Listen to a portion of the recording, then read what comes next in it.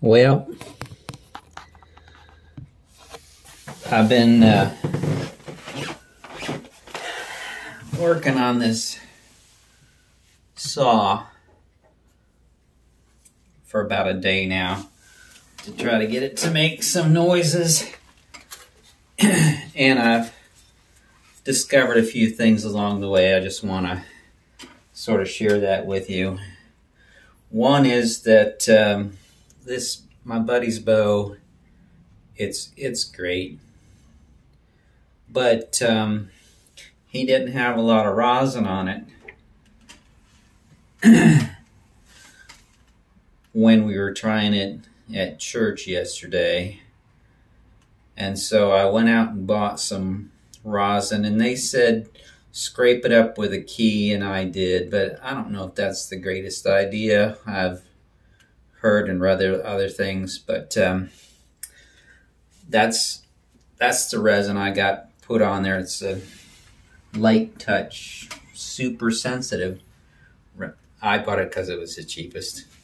Let's face it.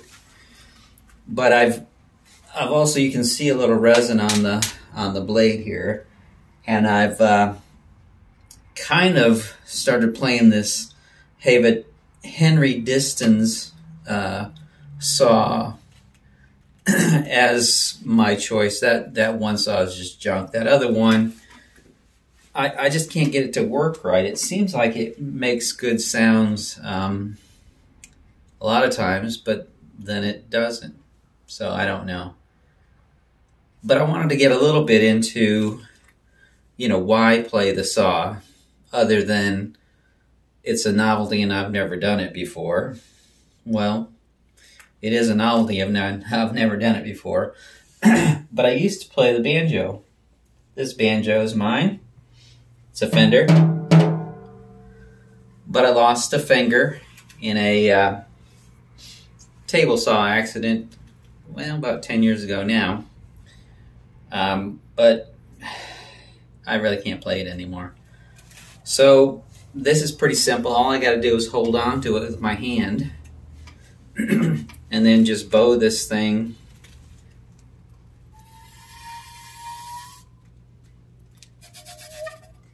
And I've learned a couple things.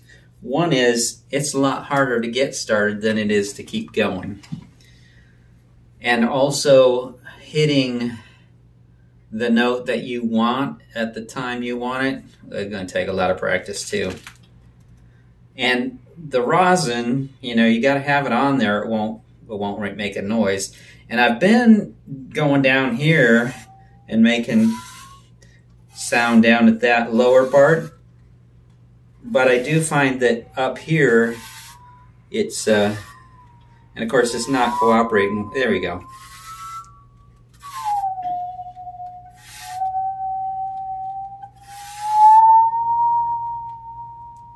And I noticed on a lot of videos that the person playing the saw only bows in one direction.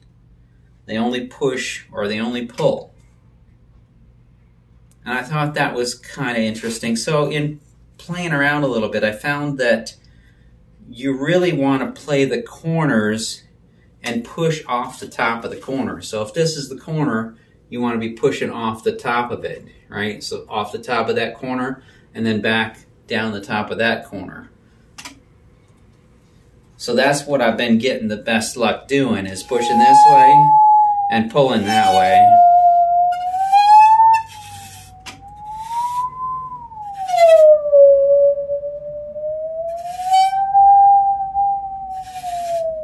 The other thing you'll see a lot is that the people I've seen play it don't bow it regularly like you would a violin. They start the vibration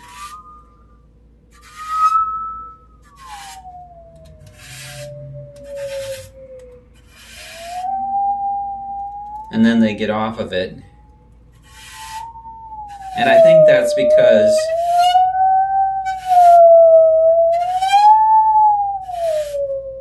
you kind of have just as much likelihood to stop the sound as you do to make the sound go.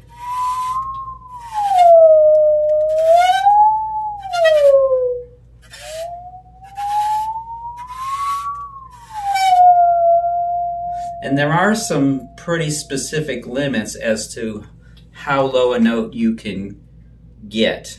High notes, you can go arbitrarily high, but low notes, there's pretty specific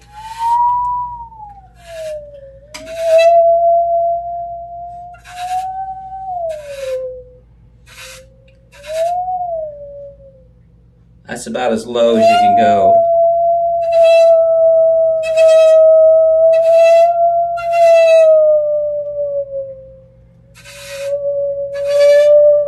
That's about the lowest sound I can produce on here.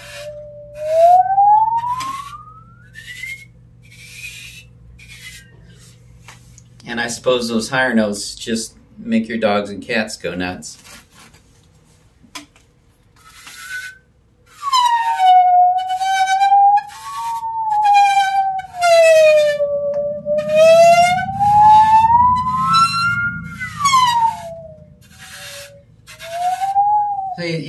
Every time you gain a little bit of confidence doing this thing, it just evaporates. Because I can make a nice loud noise and the very next second I got nothing left.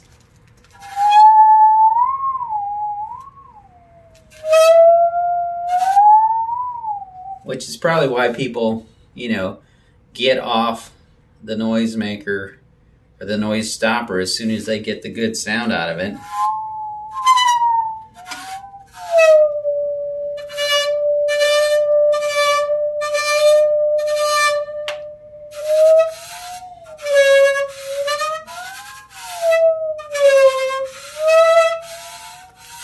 Rather than trying to play it continuous, because you don't know what you're going to come up with. And I've seen people play it like this or like that. People playing it with their feet like my buddy did, I haven't seen that much. And I haven't had much success with it either. But people that are afraid it's going to stop the vibration, it kind of doesn't. I've seen people play it over their leg.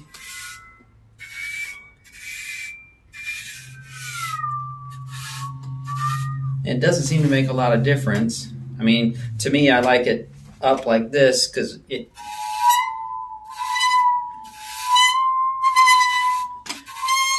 get more sound out of it. The other thing is, a lot of people have a little device that clamps on up here. And, my buddy thought that was to keep the vibration from dying too. But as long as you're holding on to this tight, I mean, when you finger a fretless bass or fretless guitar, you don't worry about your finger pressing against it. It's a solid anchor there. It doesn't stop the sound. If you kind of let it flop around your hand, I suppose it would, but as long as you got a good grip on it. And so far I've just been using a glove to do it, just to make it a little more comfortable.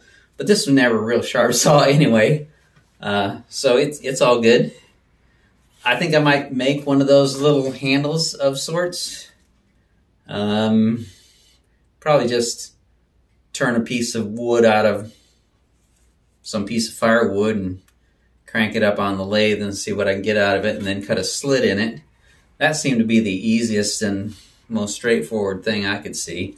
And I've seen homemade bows, but I'm going to try to find out if I can buy one of them $10 bows. There seems pretty easy to get one. I don't know if that's a bad idea or not. But I'm thinking a $10 bow is a pretty good birthday present. Just saying, if my wife happened to see this video,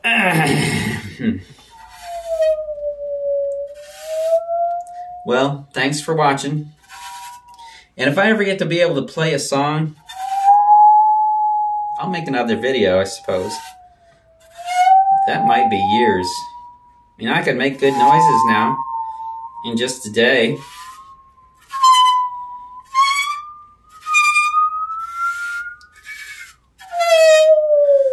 But making noises that you want to hear, that's going to take longer. Although I do have this.